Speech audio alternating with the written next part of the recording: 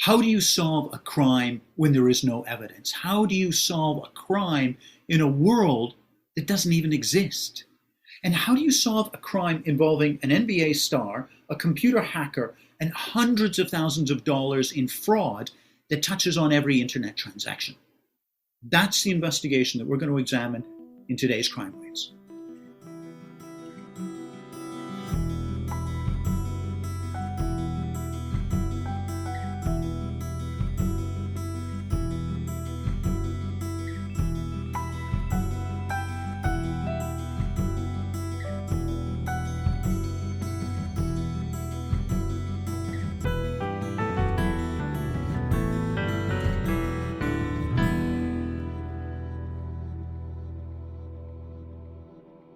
Good morning, good afternoon, good evening, wherever you are in the world. Welcome to Crime Waves.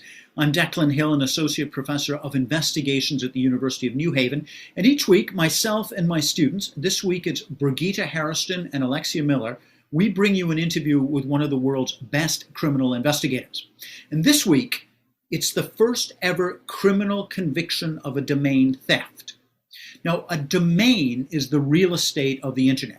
It's the name that you give to your website and or your brand, and they can be worth an enormous amount of money. In 2004, the domain beer.com sold for $7 million. In 2019, the domain voice.com sold for $30 million. So there's an entire micro industry dedicated to investing in domain names. And of course, because they're so valuable, there's an entire micro industry of thieves dedicated to stealing them. For example, in the early 2000s, the domain sex.com, of course, was the object of a $67 million civil lawsuit alleging all kinds of financial misfeasance. However, in this episode, we examine the first ever criminal case. And our guest is a star. John Gorman was a senior organized crime investigator for the New Jersey State Police. Then he was moved into digital crime, and he discovered that exponential leap in criminal activity in the digital world. He joined us on Crime Waves. John Gorman, thank you so much for joining us on Crime Waves this morning. It's an honor to have an investigator like you here. Thank you. Thank you for having me. Look, let's just get cracking right away. It's October 2008. You are a cyber crime investigator. You're sitting at your desk in Hamilton, New Jersey, and the phone rings. Tell us what happened next, please. A woman by the name of Leslie Angel was on the other end of the phone, and she said, "John, we need your help." They were victims of a domain theft case. Domain it's intellectual property.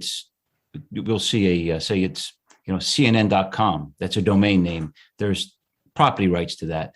They purchased a domain, p2p.com, and someone stole it from them. And for the last 2 years, they've been trying to find the right police agency that had the resources to properly investigate it and prosecute it. So she reached out to us, and I happened to be the one who took the call. Now, you gotta, 2 years is like geological ice age time in terms of computing. This is practically a cold case. It is. It's considered a cold case. It's exactly right. The theft took place in 2006, May of 2006, and she's coming to me in October 2008. But to their credit, they did quite a bit of work on their own. They had a civil suit going against who they believed the person that stole it from them. So they did have quite a bit of evidence that they could supply, but prosecute this criminally, to have a criminal investigation, there was a whole nother level that we had to bring to this to get a successful criminal prosecution. And a lot of that depended on evidence that was no longer available because, as you point out, it's 2 years old.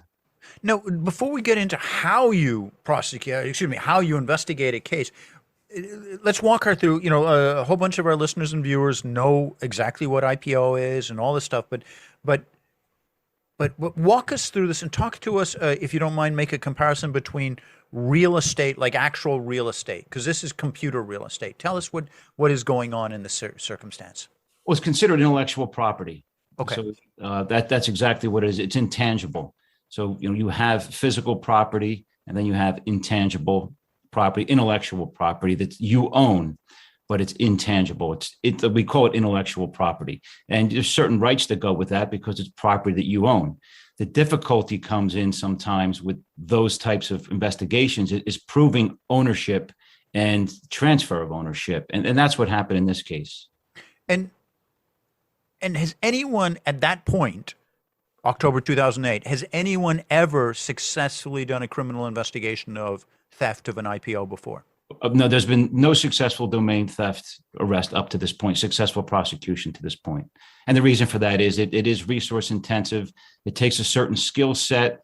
It's so up until that point, it just no one was able to successfully investigate and prosecute that. And in fact, the case when I got it had been through a couple different agencies, and for whatever reason, they didn't have the resources or the personnel to properly investigate. And the other thing too, is people have to realize there's the investigation part, but then there's the prosecution side. You need the right prosecutors, because I worked hand in hand with some very good prosecutors in this case too, that we knew just how to go about it with a legal strategy as to how we were going to prosecute the suspect in this case. So there's a whole host of issues as to why this wasn't investigated before. Yeah, but this, I mean, I would count 3 strikes already against this case. 1, it's cold case because it's 2 years old. Yeah. 2 is nobody in the world has successfully prosecuted up to that point, 2008, a criminal stealing of an IPO.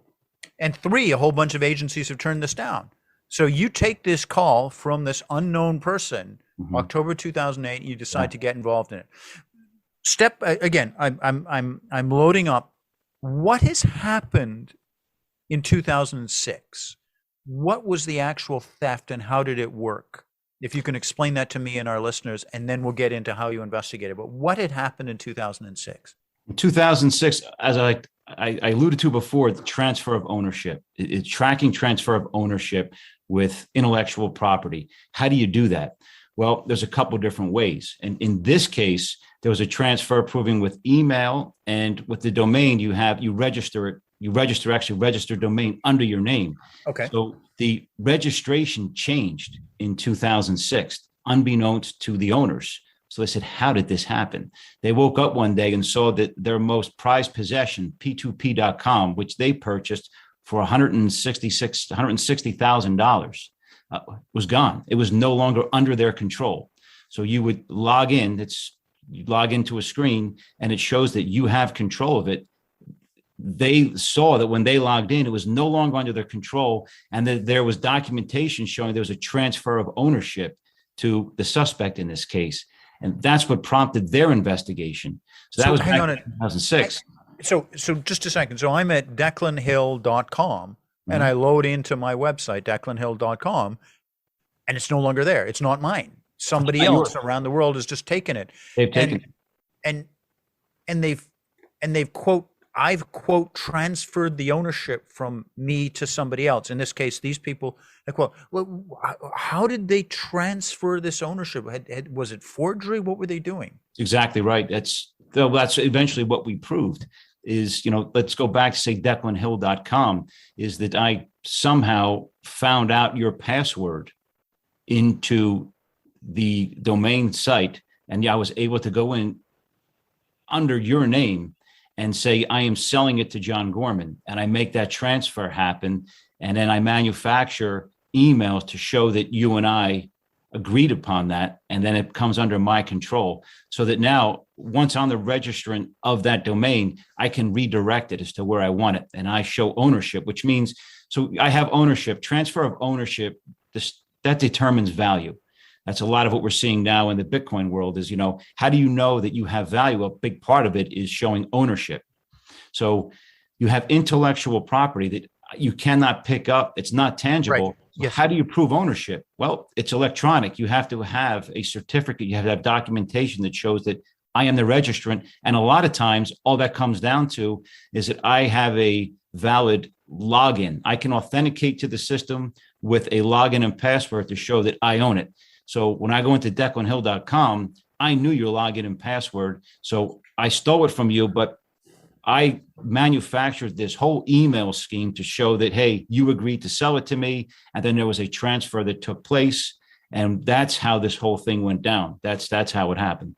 And their site, their intellectual property, they paid $160,000 for it, which is a huge chunk of change. Right. Frankly, as I think all our listeners will know, DeclanHill.com would be available for $10. Well, So just know that one thing that really the two things made this very valuable, the domain. Declan, you had the fact that it was a 3-letter domain. All the three character domains were taken at that time. And then the domain P2P, which really stood for peer-to-peer, which was one of the hottest things going at the time, which was the direct transfer of videos at the time, or I should say direct transfer of data. It was hot. So, I mean, there was a really a future value to this. So it had in value, not just in 166,000, but in the potential value that it could have because of the business environment that peer-to-peer was operating in, and they had P2P. So yes, that made it tremendously valuable.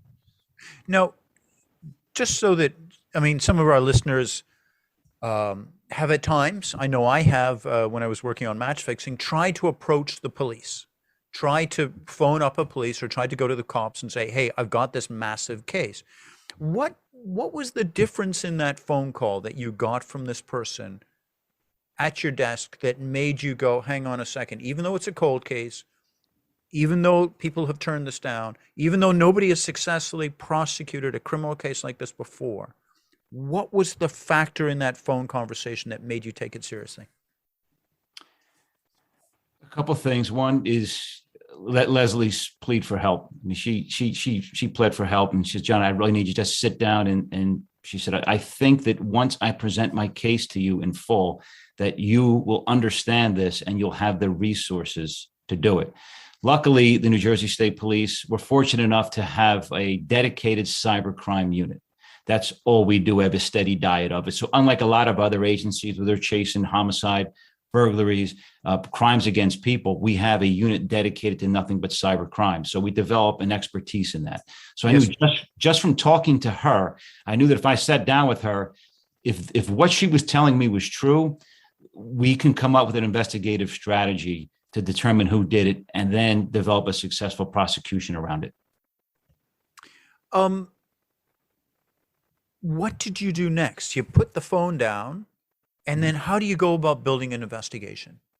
Well, I waited. She said that she was going to send me a package with all the evidence that they had. And she came in with about 4 huge boxes she delivered 4 huge boxes of documents. It was about 30,000 pages of documents in there. Everything they had accumulated in their civil case, including depositions from the suspect, evidence that they had found. So I was able to call through that and then set up a meeting with them and say, I just want to get a couple of things straight. And because I knew that the key to this case is how devices communicate on a network, on a computer network. And that's how you run these cases back. But as you pointed out, a lot of that evidence wasn't there because it was 2 years old. So we had to come up with a different investigative strategy as to how we're going to go at this. And I thought that maybe it would be in those documents somewhere that she provided. So I got all that. I reviewed it, and then we had a meeting with her and her husband, Albie. And I tell you, they were once you heard their story, I mean, you could not but want to help them. To pull out this job. They were victims. They were fleeced. I mean, they were robbed out of I believe them. I believe that they were robbed out of $160,000 and had no one to turn to. They had no one to help them. And I felt that we had the resources and the personnel, we had the knowledge to look at this maybe from a different perspective, just put a different angle to it and let's see if we can get this done. John, before we move on, you throw in the verb, I culled through the documents. Now that's 30,000 pages. That's like, a best-selling novel is around 400 or 500 pages. That's like effectively reading 60 books. Yeah.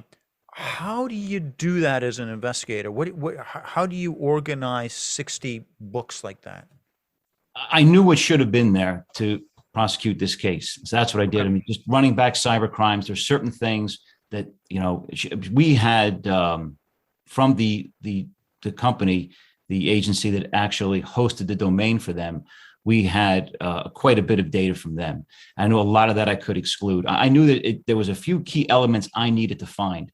So that's what I was looking for before I had my meeting with them. Right. Listen, this is what I'm looking for. And then that's what I zeroed in on. It took me a while to just separate things from the case, the important from the unimportant. And then we could go from there. And if we had to, we could go back. I can maybe subpoena more documents, issue search warrants, those types of things. But it all starts with knowing what should be there. If this happened is the way they said, there's certain elements that should be there. And that's what I started looking for. So effectively, you got a mountain of hay, but the needle you're looking for is a particular smoking gun. Right. Like whichever. Now, what would be the smoking gun in a case of IPO theft? What would you be looking for? Well, I'm looking for, again, so we have intellectual property, which means transfer of ownership took place over a computer network. Whenever something happens over a computer network, we go back to Investigations 101, low cards exchange principle. There's going to be an artifact left on both sides of it. So I'm looking for those artifacts, date and time stamps. I'm looking for internet protocol addresses. I'm looking for email date and time stamps, the email addresses, things to tie me into authoritative documentation that said this must have happened here and I can prove it. So that's what I start looking for. I look for those artifacts that I know have to be there, must be there. And what did you find as you're going through that 30,000 pages of stuff? I found exactly what they said. There was a couple of things that took place. One smoking gun was this exchange took place in all of about 6 minutes. So we'll go back to DeclanHill.com. You're going to sell me your IP, and the whole encounter happens over 6 minutes. Wow. And the IP addressing was suspicious. They're both coming out of New Jersey, so a lot of things raised a lot of red flags. So that's where I started to hone in on, and I worked backwards from there. And I started to say, if you and I are going to engage in this type of transaction, and I am proving it with email messages, okay, let's prove that those email messages did in fact occur. And how do we do that? Now, again, we're up against the problem here that we're 2 years into this case, and a lot of these artifacts I'm looking for don't exist. There's nothing that says an internet service provider, an email provider must maintain logs for a certain amount of time.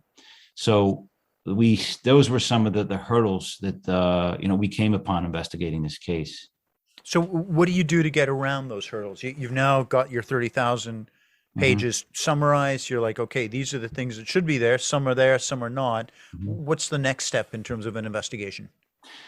Well, to determine what can we get? So luckily, in this case, they dealt with PayPal, which is a bank. So they must maintain records. So I was able to go back, and there are certain transaction IDs that are posted every time that there's a transaction with PayPal, and he manufactured those. So I was able to go back at PayPal and say, please send me all information associated with these transaction IDs.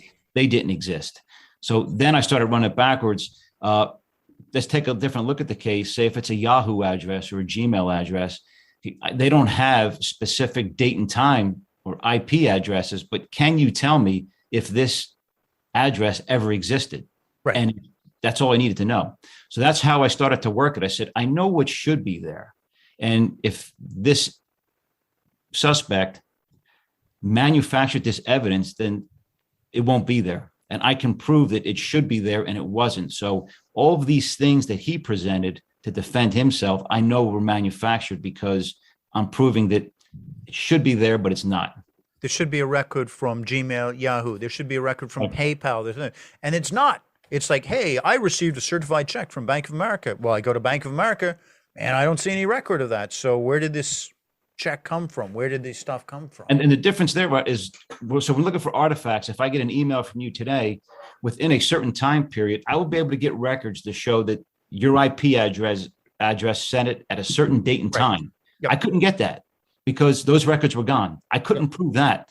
But what I could prove is that the email address that you're saying you used never existed. So I was able to get authoritative information from these providers that say, all this stuff, it's bogus. It doesn't exist. The transaction ID numbers they don't even fit our criteria. They're 10 characters, ours are 11. Right. We don't use these. And I went on, and that's how I backed into this. And I built a circumstantial case around this that said this didn't happen. It was a flat out theft. So the phone call comes October 2008. You get 5 boxes of material, 30,000 pages. How long does that take to get through? It takes a long time. It took a couple months to go through it. But then, the other thing too is that, I'm sending out legal orders to all these different providers, and that's taking weeks and sometimes months for them to get back to me to put everything together.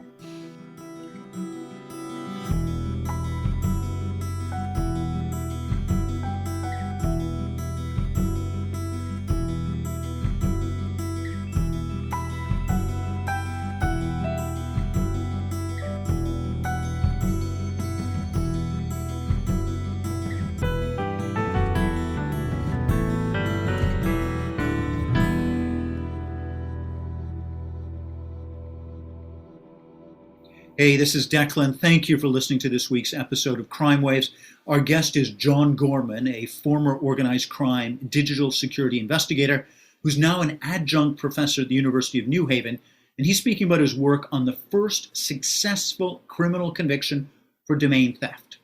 If you're enjoying the episode, please do take a moment to like or follow us on social media. It's super important. Thank you.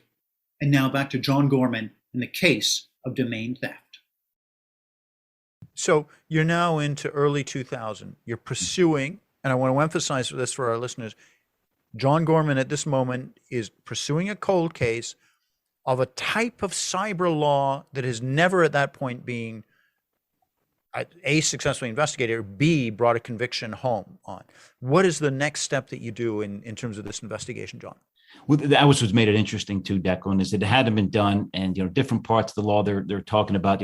How do we prosecute this crime, and what do we charge them with? So it came down to theft of movable property. Is really what it came down to in New Jersey. That was the statute that we used in our case. So that was this theft statute that we used, and it hit a certain threshold to put it to a third-degree crime. So really, it came down to a couple different things: the investigative strategy, but then the prosecutorial strategy. How are we going to go at it, and then how much circumstantial evidence do we need to get a search warrant? Because we want to search the house. And one of the problems that we had was the suspect had moved within those 2 years, moved to a whole nother residence. So I had to prove that the evidence of that crime was at the new residence. So I had to show enough probable cause to say, I know this guy's moved, but we need to execute a search warrant on his current residence for these reasons. We know that this evidence in its digital format will likely be there. So there was a couple of hurdles to get over, but I have to tell you, there's a guy by the name of Mark Murtha. He's since passed away, from the Attorney General's office. He was fantastic. I mean, we worked together on this closely and coming up with different legal strategies, prosecutorial strategies, and investigative strategies. So it was a great team. The actual crime was the stealing of a IPO address, domain name, yeah, worth $160,000. Mm-hmm. How had the criminal done this? He found the domain name. He knew it was valuable, and right. he was able to figure out the password of the owners, and he was able to go in at a time. That's the other thing, that the transaction took place late at night. It's uncharacteristic of how they conduct the business, but he did it at night so that it wouldn't draw attention. That's when he did it. So he was able to get, so we'll go back to declanhill.com. I know your login and password. Yep. I'm able to go in, and then I go in as if I'm you, and I'm able to make all the changes and transfers. And that's how he did it. And he set up this phony transfer that took place. And then he tried to show with manufactured email that we agreed, that you and I, in this case, agreed upon that transfer. In this case, it was the Angels, and at 3 o'clock in the morning. It was about 10. I think it was around 10 at night, right, about that time. And it's just uncharacteristic. That's not when they did business. It just, yeah. And for 6 minutes, I'm now selling this massive, important thing. No, he's quote forged this work, this transaction. Mm-hmm. How does he profit from it? He's now got P2P, but how does he profit from that? Oh, he has something of value, so he sells it. He looks to sell it. He knows it's worth 6 figures. So he knows that P2P, the domain name, is valuable for a lot of reasons. Right. So and who does he sell it to? He sells it to a guy by the name of Mark Matson. it brings another element to it. Then unknowingly, Mark Matson he has no knowledge that it was stolen. And in fact, I have to say that I never spoke with him. He was an NBA basketball player. What? Yeah, he played. Mark Matson was an NBA basketball player. And the second I reached out to his attorney, his team, they were immediately nothing but cooperative in this. And they said, hang on. He's an NBA player. Yeah. And why does he buy the domain P2P? And I want to emphasize, he's not doing anything criminal. He's Not at all. unknowingly buying this from somebody who stole it from the original owners. Yes. But just satisfy my curiosity, why does this NBA basketball player, why is he buying a P2P domain? It's got value. He's a good businessman. He sees something that has value. It's no different than people buy real estate. They get into the restaurant business, when they're playing sport. This is something of value. It's an investment. That's it. That's it. So right away, there's a mini arm of the investment world that invests in this domain name stuff. And because P2P is so valuable at that time, he's going to invest in it. He's going to say, hey, I can buy P2P. Do you remember how much he pays for this P2P? About $111,000. Okay, so this is definitely six figures. Yes. And it's $111,000 Yeah. from the guy who's stolen it from the people who paid $160,000 for it. Right. So now it's gone. It's out of the Angels' ownership, and it's gone in someone else's hands. Someone stole it and then sold it. So, they wake up one day and see it's no longer in their possession, and someone else owns it. And that they believe bought it legally. But, that was a whole nother component to this, but that didn't present a whole lot of problems because Matson's teams was very cooperative. They understood right away what happened, and we ran it back from there. And I have to tell you, too, is that at this point, too, there was a 2-year civil case that the Angels, and it's very costly. And I have to tell you that, another reason I took it on is when you talk to them and how much the just emotionally they were invested in this, and you could tell it was just consuming their lives. I just wanted to come on to them and help them out to see what I can do to get it from a criminal standpoint.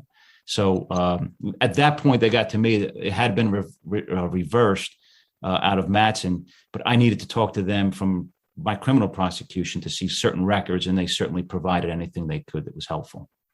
Now, did you execute that search warrant on the person that stole the site? We did. We executed a search warrant as residents. We were able to, seize certain digital evidence, which in the end, another component to the investigation of digital investigations is the forensic examination. And a forensic examination revealed that he did exactly what he thought we did. We're able to see he had password breakers on his computer, and we actually identified the password, Leslie Angel's password, into the domain. We got it, and he actually identified it that it was hers, and he cracked her password. Now, brother, I want to slow this down because we're throwing terms across, and many of our listeners know far more than I do. Sure. But thanks. When you say forensic, you and I are at the University of New Haven, forensic science. So we're not talking about digging up a dead body. What kind of forensics are we talking about here? So we're talking digital forensics. You're going to do a forensic examination in a controlled environment. So this is, you're going to examine evidence in a way that you're not going to alter it in any way. You don't change the evidence, and you're able to prove that. We have a method for doing that to show that we never change the evidence. We examine it. You would take my phone, for example, again, if I was a potential criminal, and you would investigate what was on that phone and how that phone worked. That's right. So when a properly written search warrant on a residence will allow you to properly examine the evidence seized, the digital evidence seized from that initial warrant. And that's what we did. So we were able to complete a forensic examination on the hard drives that we found, the computers that we found. Yes. We found the smoking gun. We found the smoking gun, the password cracker that hacked the Angel's password into that domain. And we saw it. And I confirmed it with her. I said, "Is this your password?" She said, "Yes, it is." And he actually pulled it out and put it to the side. And he left it there for us to read almost. I mean, it was Wow. perfect. It all just came together at that point. Now, look, again, I think it's kind of obvious, but just talk us through how a password hacker, password cracker works. What is that? It's going to try. There's a couple of different ways to hack someone's password, and one is a brute force attack, and it's just going to throw a whole dictionary at it. So I can do something called the dictionary attack and just throw a whole dictionary of terms at it. And in this case, that was enough. That was enough to crack the password. So in this instance, again, there's these investigations. You never do it. There's never one person doing it. There was the upfront. There was the prosecutors. There was the forensic support on the back end. Right. The right people were examining it and saying, "Hey, John, here's what we got. What am I looking at?" And I said, "There it is right there. That was the smoking gun." So we were able to identify how he did it, when he did it, the password, everything was there. Now, what happens now? You've got that in the search warrant. You've executed the search warrant. You found that on this password hacker site, which again is a piece of software that's just firing Sure. passwords at a key until the right one clicks in. It's one of these algorithms that people Sure. have built in the last decade or so. What happens now? Do you go to court? Do you arrest this guy? What happens? We did. There was a prosecution that takes place. That's when we work with the prosecution team. It was Mark Murtha and a guy by the name of Ken Sharp, a great attorney. And that's when actually the Ken Sharp took over the case, and he presented his evidence to the defense team, and they couldn't say anything. So we got you. I mean, and Ken Sharp is one of the few attorneys, I have to say, at the time that he just knew cybercrime investigations backwards and forwards. So he was a great partner in this as well. And once we had the evidence, we had the investigation up to that point, and we were solid. There was no defense that could be put up. That's when we went to court, and there was nothing but a plea entered at that point, and he was actually found guilty and sentenced to 5 years. He was 5 years in jail for this. Yes. Which I guess, if you mugged somebody and stole 160,000 from them, that would be a similar thing if you were doing this in real world as opposed to cyber. Did the NBA player Mark Manson, did he get his money back, the 110,000 that he'd paid? I don't know. I'm sure he had to go after Daniel Goncalves, who's the accused in this case. He had to go after him civilly. I don't know how that worked out. I really wasn't too concerned with that. I was concerned with my end, getting my information from a criminal standpoint, criminal prosecution standpoint, which again, like I said, they gave us everything we needed. But I don't know if he ever was made whole on that. What was the reaction after the conviction from the Angels? These people that had phoned you in desperation in October 2008. What was their reaction to this case? They related that we saw this through to the end, that we saw a successful prosecution. And I have to tell you, it goes to the character of the Angels. They in a certain way, it was bittersweet for them because they're good, kind people. And I say, "Look, John, we don't want to see lives ruined here. This is, it's not about that. It was about justice and, seeing this through." So to them, they weren't jumping up and down because, hey, we arrested someone for this and now he's going to go to prison for it. Actually, that's not what their concern was. Their concern was that, that they were justified in what they did. They were vindicated. And they said, "You know what, we were right. And we saw this through, and these cases can be prosecuted." They were big players in the domain world. So they were leading the charge. Albie was speaking all around the country about this. And he wanted people to know that, with the right people, the right team, this stuff can be enforced. And it's important. This has value. And at that time, the internet was really taking off, So it was important that he got that message out. And that was a big part of this. Let me step away and talk about what drives you as an investigator. You and I have been friends for years now, but I just want to say, I remember one time we were talking about a moment that really drove and motivated your investigations. It was when you were working a case and you walked into a house and there was a young lady there Yeah. Tell our listeners a little bit about this, because this is really the drive that keeps an investigator going, that fire that goes about why you do it. Please tell us that story. Well, that was a case. That was, my gosh, that was many years ago. But that was a house in Camden that we were investigating a fugitive, and we went into a house in Camden. I'll never forget it. It was a freezing cold night, and I was standing in this woman's living room, and I was standing there, and that's the house where the stove, all the burners are on, the oven door is open to heat the house. But I'm standing in the living room, and I can see the moon because there's a hole in the floor, there's a hole in the roof, and it's just she's an 18-year-old girl with a couple of kids, just doing everything to keep it all together. But she was caught up in something, and she needed our help.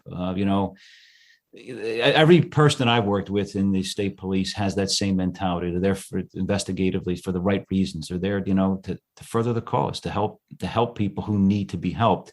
When I moved on to child exploitation and child pornography cases, it's called CSAM now, child sexual abuse material. But you are the voice of those victims who can't speak. So that's how I saw this case. Is I had two helpless victims who were victimized with the theft, $160,000, and something was taken from them.